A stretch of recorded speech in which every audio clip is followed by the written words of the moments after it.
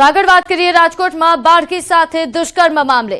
અહીં દુષ્કર્મ આચરનાર નરાધમને ફાંસીની સજા આખરે આપી દેવાઈ। કોર્ટે આરોપી રામસિંહ તેરસિંહને ફાંસીની સજા સંભળાવી।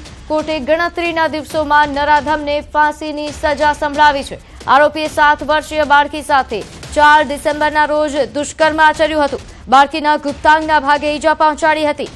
આટકોટ પોલીસ સ્ટેશન ખાતે પોલીસ ફરિયાદ નોંધાઈ, જે બાદ સરકારી વકીલે કોર્ટ સમક્ષ ફાંસીની સજાની માંગ કરી હતી।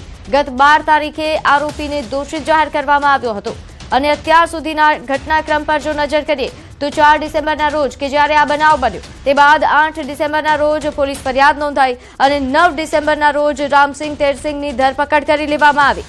10 ડિસેમ્બરે કોર્ટમાં તેને રજૂ કરવામાં આવ્યો હતો, રિમાન્ડ મેળવવામાં આવ્યા અને 10 ડિસેમ્બરના રોજ રિકવરી પંચનામાની કાર્યવાહી દરમિયાન આરોપીએ પોલીસ પર હુમલો પણ કર્યો હતો। પોલીસે તેનો વળતો હુમલો કર્યો, તેને જવાબ આપ્યો, જે બાદ 11 ડિસેમ્બરના રોજ આરોપી અને પોલીસ કર્મીને સારવાર અર્થે આટકોટથી રાજકોટ સિવિલ હોસ્પિટલમાં ખસેડવામાં આવ્યા હતા। 13 ડિસેમ્બરના રોજ આરોપીને હોસ્પિટલમાંથી ડિસ્ચાર્જ અપાયું અને 15 ડિસેમ્બરના રોજ રિમાન્ડ પૂર્ણ થતા જેલ હવાલે કરવામાં આવ્યો અને 19 ડિસેમ્બરના રોજ કોર્ટ કેસ ફાઇલ થયો। 20 ડિસેમ્બરના રોજ પ્રથમ હાયરિંગ હતું અને ચાર્જશીટ રજૂ કરવામાં આવી અને 3 જાન્યુઆરીના રોજ વધારાના નિવેદન પણ નોંધવામાં આવ્યા। તે બાદ 5 જાન્યુઆરી કે જ્યારે અંતિમ દલીલો રજૂ કરવામાં આવી। 12 જાન્યુઆરીના રોજ આરોપીને કસૂરવાર ઠેરવવામાં આવ્યો અને 17 જાન્યુઆરીના રોજ ફાંસીની સજા સંભળાવવામાં આવી। તો આ નરાધમને આખરે ફાંસીની સજા સંભળાવી દેવામાં આવી છે।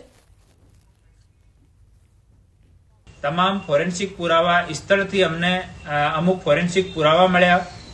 જો વેપન તરીકે જો સરિયો યુઝ કર્યો હતો, સરિયો મળ્યો અને સ્થળથી અમને બાયોલોજીકલ ફોરેન્સિક પુરાવા મળ્યા। આ તમામની વ્યવસ્થિત ચકાસણી સુશ્રી સિમરન ભારદ્વાજ એએસપીના નેતૃત્વમાં આ ટીમ ટૂંક સમયમાં કરી અને પછી આ પુરાવાને સારી રીતે કોર્ટ સમક્ષ રજૂ કરીને આ જે 41 ડેઝમાં એફઆઈઆરથી ટોટલ 41 ડેઝમાં આજ અમને આરોપીને ફાંસીની સજા મળી છે। રાજકોટના આટકોટમાં બાળકી સાથે દુષ્કર્મ આચરનારને ફાંસીની સજા થઈ। કોર્ટે ગણતરીના દિવસોમાં જ ફાંસીની સજા સંભળાવી છે। સમગ્ર મામલે નાયબ મુખ્યમંત્રી હર્ષ સંઘવીએ સોશિયલ મીડિયા પર પોસ્ટ કરી। તેમણે પોસ્ટમાં કડક શબ્દોમાં લખ્યું કે અમારી દીકરીઓ પર હુમલો એટલે જીવનનો અંત। गुजरात सरकारનો સ્પષ્ટ સંદેશ, દીકરીઓ કે બહેનો પર હુમલો એટલે જીવનનો અંત। આટકોટની 6 વર્ષની માસૂમ દીકરી જોડે દુષ્કર્મની ઘટનાને આજે 40મા દિવસ પર ગુનેગારને ફાંસીની સજા અપાવવામાં ગુજરાત સરકારને સફળતા પ્રાપ્ત થઈ છે। હું રાજકોટ ગ્રામ્ય પોલીસ, સૌ વકીલો અને ન્યાયતંત્રનો ખૂબ ખૂબ આભારી છું। આ જ પ્રકારે ગુજરાત સરકાર દ્વારા ભૂપેન્દ્રભાઈ પટેલના માર્ગદર્શનમાં 100 દિવસની અંદર અનેક દુષ્કર્મના કિસ્સાઓમાં ફાંસીની સજા અને આજીવન કેદની સજા અપાવવામાં સફળતા પ્રાપ્ત થઈ છે। આ પ્રકારના ગુનાઓમાં ગુજરાત સરકાર ખૂબ જ ગંભીરતાથી ડે ટુ ડે કામગીરી કરી રહી છે। આવનારા દિવસોમાં આ પ્રકારના જે પેન્ડિંગ કેસીસ છે એની ઉપર બી ડે ટુ ડે કામગીરી કરવા માટે ગુજરાત સરકારનો સંકલ્પ છે। હજુ તો એક નરાધમને ફાંસીની સજા મળી છે, ત્યાં સુરતમાં પ્રજ્ઞાચક્ષુ યુવતી સાથે દુષ્કર્મની ચકચારી ઘટના બની। કન્સ્ટ્રક્શન સાઇટ પર ગેમ રમવા લઈ જઈ દુષ્કર્મ આચર્યું। ભીમરાડ વિસ્તારમાં નવી બિલ્ડિંગનું બાંધકામ ચાલી રહ્યું હતું, જ્યાં 21 વર્ષીય પ્રજ્ઞાચક્ષુ યુવતી પોતાના પતિ સાથે મજૂરી કામ કરે છે। ત્યાં આલમ નામનો શખ્સ, જે માત્ર 15 દિવસ પહેલા કામ માટે આવ્યો હતો, તેણે આ બળાત્કાર ગુજાર્યો। યુવતીને ગેમ રમવાના બહાને રૂમમાં લઈ ગયો અને પોલીસે હાલ તો આરોપીની ધરપકડ કરી છે, કાર્યવાહી હાથ ધરી છે। નોંધ્ય છે કે આ આલમ, જે 15 દિવસ પહેલા અહીં રહેવા આવ્યો હતો અને ટાઇલ્સનું કામ કરતો હતો,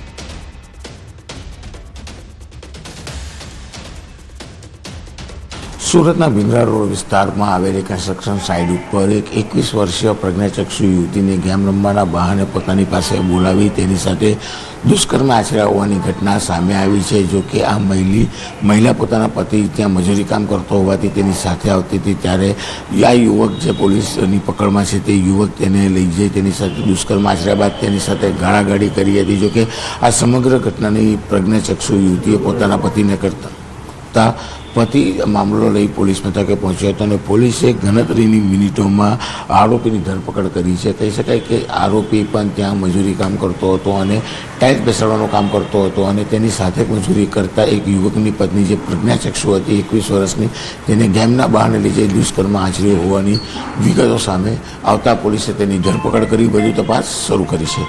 કેમેરામેન જીગર ગુગલ સાથે કીર્તેશ પટેલ, ન્યૂઝ 18 ગુજરાતી, સુરત. સમાચારમાં આગળ વધીએ. વાત કરીએ સાવલીના ધારાસભ્ય કેતન ઇનામદાર કે જેઓ હજુ પણ નારાજ જોવા મળી રહ્યા છે. ધારાસભ્યએ સંકલન બેઠકનો બહિષ્કાર કર્યો. સંકલન માત્ર ફોર્માલિટી હોય તો મારે નથી આવવું. અધિકારીઓ પ્રજાના કામોમાં રોડા નાખતા હોવાનો આક્ષેપ તેમણે કર્યો છે. જાડી ચામડીના અધિકારીઓ પોતાની મનમાની કરે છે તેવા પ્રકારનું તેમનું નિવેદન છે. મારી નારાજગી મનમાની કરતા અધિકારીઓ માટે મેસેજ છે.